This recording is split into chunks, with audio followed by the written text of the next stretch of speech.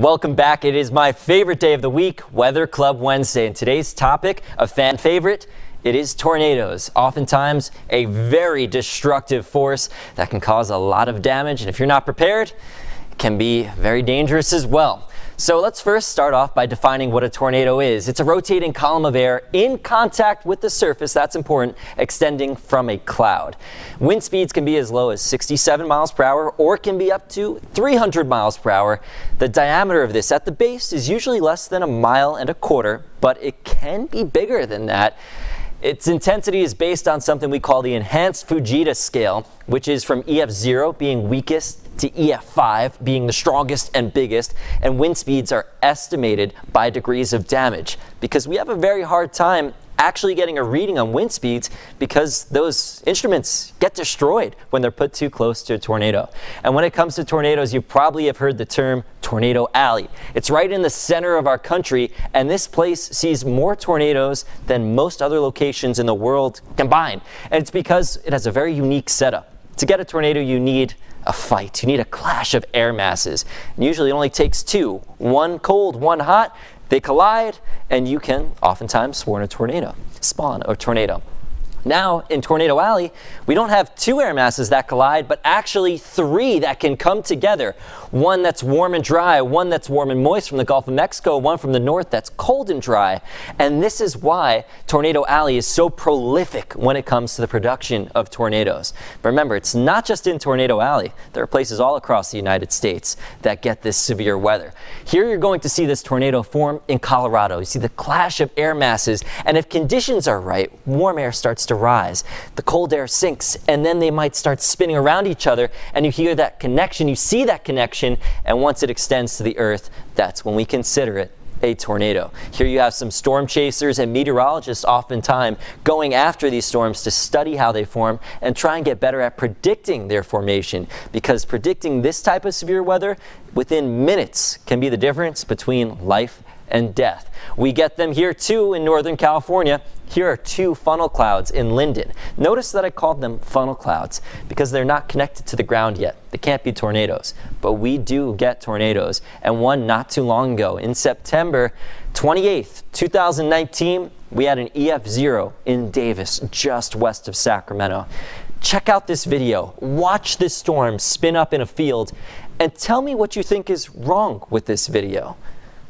Anything you notice that's off? Anything that shouldn't be happening? People are just standing there, sitting there, holding down their tents. That is absolutely the wrong thing to do. If this tornado comes over these tents, not only are the tents not being held down, but those people are going up with it.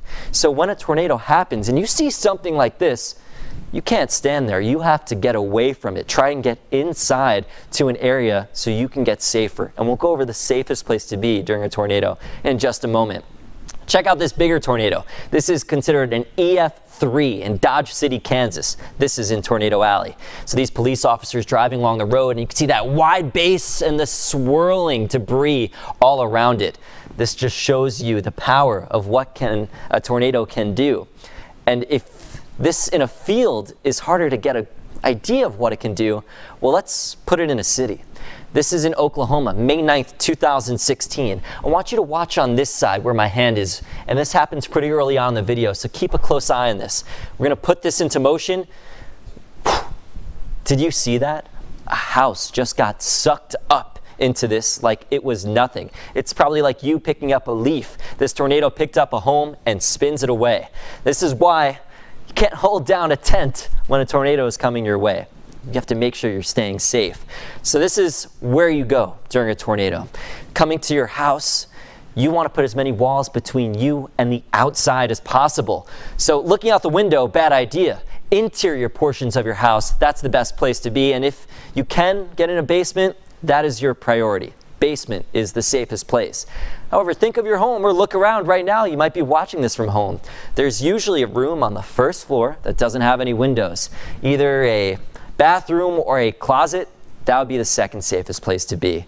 Because if you aren't near a window, you're not going to get that glass break and it get thrown at you. Something from outside can go through that window and get thrown at you. It's a very dangerous situation. And you could look at your house right now. and think of the safest place you can go. If you don't have the basement, you find that hallway, that closet, that bathroom. And if it's really bad, you want to cover yourself. You want to cover your head with either a helmet or some pillows and blankets to make sure if something gets shaken up in your house, or if the walls even give out, that your head is protected and you could survive through this. And something that can be just as dangerous as tornadoes, a lot of people don't hear about, is called a microburst. So this is a microburst in Arizona. Check out my hand right over here. Everything below it, that is what rain looks like from a distance. What microbursts are a deluge of rain. This is downpour, and sometimes wind comes crashing down with it. And wind can't go into the ground, so it spreads out to the sides, and then it can curl up. And that's called straight line winds. So while a tornado rotates, microburst winds go straight, and they can be just as damaging. Check out this time lapse of Columbus, Ohio. Watch right over here by this pole. You'll see them fall, and then that wind spread out to the side. That's our microburst right there. So aviators pay very close attention to this, pilots, because if you have a microburst on a runway and you get caught in that straight line wind, it can push you out fast, take you up, and then turn the nose back over and into the ground. There have been instances when this happens, and that's another reason why weather is so important to travelers, to keep you safe. And if you were on the ground during this, this is what it might look like. Watch that wind just go right through, and it kind of shakes up everything in its path. You can see a lot of damage there. This one is from Arizona. So when it comes to the damage, this is actually how meteorologists from the National Weather Service determine what it was that caused this. Was it a tornado, or was it a microburst?